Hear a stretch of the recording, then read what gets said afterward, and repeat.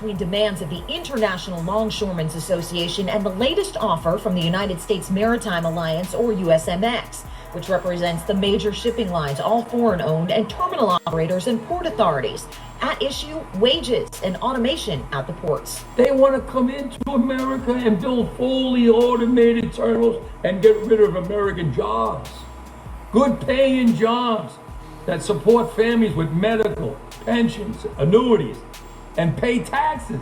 Some of the 14 ports involved, the massive port of New York and New Jersey, as well as Boston, Baltimore, and Charleston, South Carolina. I'm confident that everyone that is involved in that on either end are aware of it and did whatever they could, but we cannot settle the strike between the carriers and the union. Also, Wilmington, Delaware, which declares itself America's largest banana port. That means bananas could come up short at the grocery store.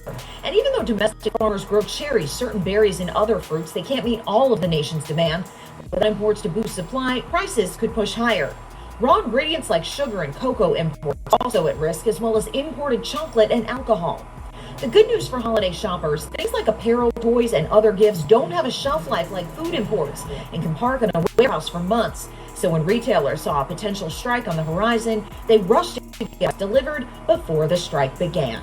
Despite recent reports on social media, any shortage of toilet paper and other paper goods at stores has nothing to do with a port strike and everything to do with panic buying. Most paper goods that are used here in the U.S. are produced here in the U.S., therefore no need to import them.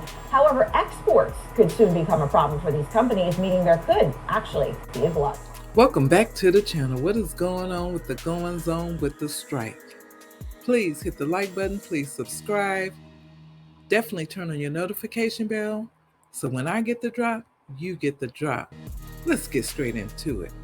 The unions on the East Coast are on strike, but what they're not saying is it's all about the multi-billionaires. Yes, the multi-billionaires. These people haven't got raises in over 6 years. The news is not reporting that. So the union leader did an interview and he put it all out there. So we're going to get straight into it. They made millions of dollars, 10 million, 5 million. Today, they make billions and billions of dollars. MSC is the richest shipping company in the world, made 3 times the money than Amazon. A lot of money, right? Billions. Well, one of the companies, and I won't mention his name, he took himself a Christmas bonus, $4 billion. He took it out for him and his family, $4 billion. A French company, I won't mention their name, they gave all their employees 50 months salary as a Christmas gift. No, look at that money. They have so much money, they don't even know what to do with it. They know they're building up terminals. They want to go automation. They want more money now. Get rid of these men. We don't need them no more. It's a big change going on. I've been fighting automation for years. They destroyed LA. They put a fully automated terminal at the Maersk line. 800 longshoremen.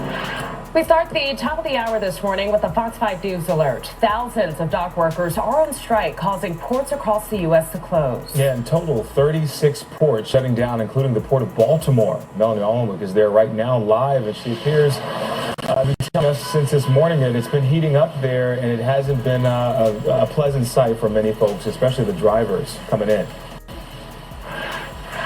That's right. So for some people, I think it might have been a bit of a surprise. However, this has been in the news that it could be happening for a few weeks now. So you can see the picket lines behind me here. And this is the main entrance to the Port of Baltimore, the Dundalk Terminal. And you'll see they're walking around the picket lines in circles. Now, Baltimore police were here earlier reminding the picketers that they cannot block the entrance to the port. The longshoremen walked off the job at 12:01 a.m. There was confusion and anger as picketers initially tried to stop trucks from entering, and it did turn violent. I come here for 7 years. I pull the trash and the debris out of here for for the Port of Baltimore, and the officer told me to come back and go in there to get out of my way, and they attacked me and broke the windshield and lacerated my face. Look at it. Now, we don't know exactly what happened. The union member said the truck hit one of the picketers as they swarmed around it. We did see an ambulance come to assist, and we know that that gentleman did speak with police officers. Again, we'll let the authorities sort out exactly what happened there. Now, 45 members of the International Longshoremen's Association, 45,000 members. That's a big difference in a number, isn't it? They have all been asking for a 77% pay increase over 6 years and a ban on automation at their ports, a threat to their jobs, they say.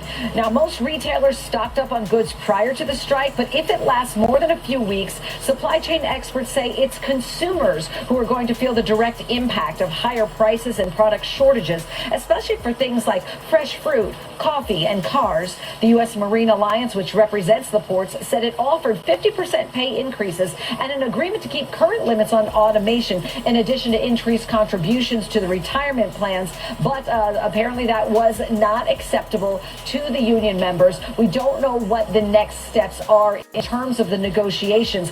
Now, we do want to let you know that West Coast ports do remain open. They are a different union and working under a different contract, and many supply chain leaders have rerouted some of their goods and supplies. But on the East Coast, it's going to have to be a wait and see. They're saying, oh, it's not going to affect the stores. But if you go back to COVID, we ran out of stuff. They claiming, oh, the toilet paper and the water is done over in the U.S. So if it was done over in the U.S., why did we run out during COVID? Because now everybody's doing just like they did then. They run it. I went into Sam's yesterday. They were piling up their baskets with toilet paper, paper towels, and water. And there was no limit yet. There's no limit put on anything yet. So they were just losing their minds up in there. But let's continue. Let me explain something to you. These people today don't know what a strike is. When my men hit the streets, from Maine to Texas, every single port, a lockdown. You know what's going to happen? I'll tell you. First week, be all over the news every night, boom, boom. Second week, guys who sell cars can't sell cars because the cars ain't coming in off the ships. They get laid off. Third week, malls start closing down. They can't get the goods from China. They can't sell clothes. They can't do this. Everything in the United States comes on a ship. They go out of business. Construction workers get laid off because the materials aren't coming in. The steel is not coming in. The lumber's not coming in. They lose their job. Everybody's hating the longshoremen now because now they realize how important our jobs are. Now I have the president screaming at me, I'm putting a Taft-Hartley on you. Go ahead. Taft-Hartley means I have to go back to work for 90 days. That's a cooling off period. Do you think when I go back for 90 days, those men are going to go to work on that pier? It's going to cost the companies money to pay their salaries. Well, they went from 30 moves an hour maybe to 8. They're going to be like this. Who's going to win here in the long run? You're better off sitting down and let's get a contract and let's move on with this world. And in today's world, I'll cripple you.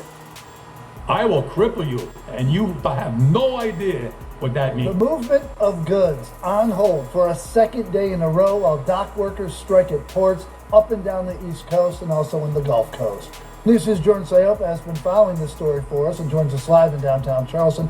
That's where some workers are on the picket lines. Jordan, 2 days in and already consumers noticing empty shelves.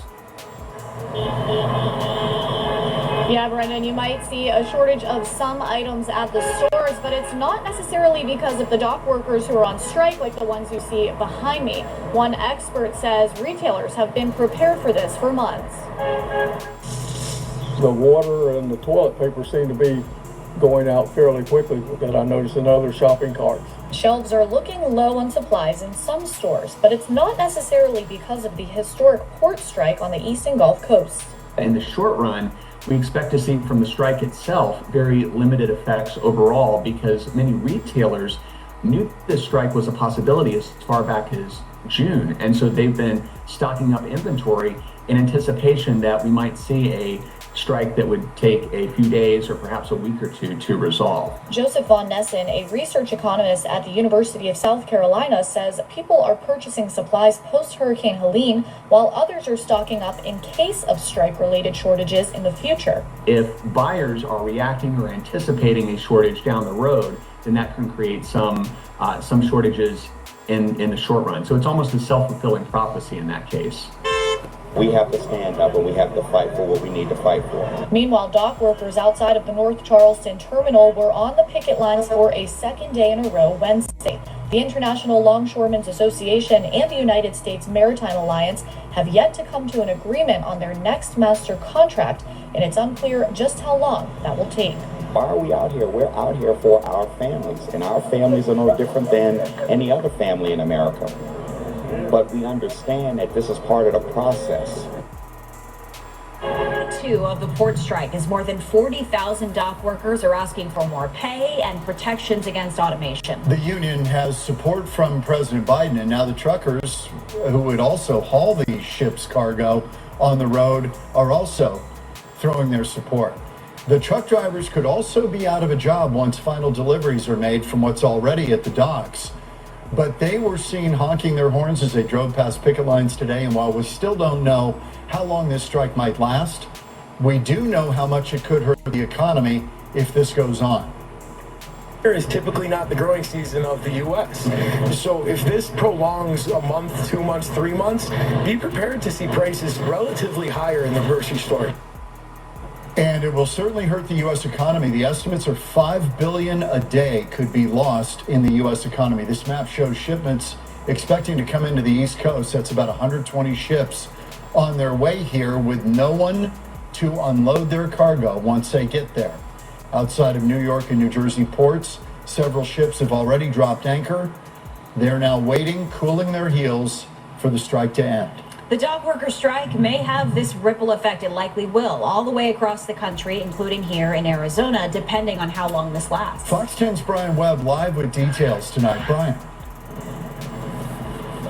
Well, guys, up to 60% of all imports come into this country from the East Coast and the Gulf Coast. The good news, mostly it's not the things you find at the store, food, water, or even toilet paper, but that's not stopping some shoppers from stocking up. This video from inside a big box store shows shoppers loading pallets full of toilet paper and water, a repeat performance of the pandemic. I think that I'm stocking up on just everything that I possibly can because I think the grocery stores are going to be empty. I really don't think it's affecting anybody in there. They're just getting what they normally would get from the looks of things. The strike could impact everything from car components to clothes and some perishable foods like bananas, but not the staples you find at the store. Our ports are the front door of the country and of our supply chains. And they're sort of closed right now on one side of the country, and especially for things coming from South and Central America and for Europe, that's going to be a big issue. Roger says most of the items like food, water, toilet paper, and baby formula are produced in the U.S. and do not need to be imported. But things like bananas, chocolate, coffee beans, and some alcohol do. So they may be delayed and end up costing more. It's not really a matter of we're not going to be able to get stuff here because there's other ways into the country. The problem is they're going to be more expensive ways. And we will see some inflation probably reflected as an impact of this strike if the strike goes on for more than 2 or 3 weeks. And the longer the strike lasts, the bigger mark it'll make. No, I don't think it'll be a problem. You don't think it'll be? Because, when it's COVID, it's different. Because when COVID, everything had to be shut down because they are afraid to be sick. It'll eventually wear off. So, and this is on the West Coast, and we supposedly are not going to be affected because we have our port here as well. So I recommend go out, just supply. Don't get crazy, but get a little extra. All right. Because you had leaders like me, and the companies got smaller and said, we don't want to go through another 3 months strike. Let's negotiate in good faith. Back then, the companies didn't make the money that we make today. So we negotiated in good faith. We went with 6-year contracts. And we got $1 raise, $1.50 raise for 6 years. It was great. It's a lot of money compared to 80 cents for 3 months. But today's world, it's changing into the future. They're not making millions no more. They're making billions. And they're spending it fast as they make it. I want a piece of that for my men. Because when they made their most money was during COVID. When my men had to go to work on those piers every single day. When everybody stayed home and went to work. Not my men. They died out there with the virus. We all got sick with the virus. We kept them going. 6:03. This morning, union dock workers continue to take their stand at the Port of Baltimore and other places along the East and Gulf Coast. As we've been telling you, this strike could have a major impact on the national supply chain. Amy Kawada on your corner at the Port of Baltimore, breaking down how soon this could impact your next grocery store line. Good morning, Amy. Hey, Sita and Tim, a lot of trickle-down effects here. Right now, time is of the essence to reach a deal between ILA workers and the U.S. Maritime Alliance. And as we know, these workers are essential to keeping our supply chain moving. You can see here, they're on strike outside the Port of Baltimore going into day 3, and ships remain anchored in the water without a way for the products they're carrying to reach our local store shelves. That means everything from bananas to auto parts could be in short supply soon, and prices could spike if the work stoppage prolongs for about 2 to 3 weeks. Now, local business owners are in a pinch. We spoke with Costa Bayukas of Prima Foods, who gets the majority of his goods imported from Greece. He tells us in preparation of the strike, he ordered products like olive oil, cheese, and frozen food in advance, only to find out it was too late. Some experts also say an extended strike could cost the economy up to $5 billion a day, eventually trickling down to small business owners like Bayukas. They're sitting there. And now we have more coming behind us. We don't know what's going to happen to the first ones. The longer they sit, the more money we lose because we're not going to have no product to sell. As tens of thousands of port workers press on into the 3rd day of strike, fighting for higher pay and protection from automation, Maryland Governor Wes Moore and Senator Chris Van Hollen are calling for a resolution. It's about respect. It's about understanding who is the backbone for so much of our state's economy. It is our workers. It is you. We stand with you in solidarity as long as it takes. And economists say each day the strike goes on, it creates a backlog of containers and ships. And according to Ports America, at last check, the next scheduled docking here at the Port of Baltimore is on Saturday. That's if workers are back on the job. Of course, we're keeping a very close eye on this story for you. But for now...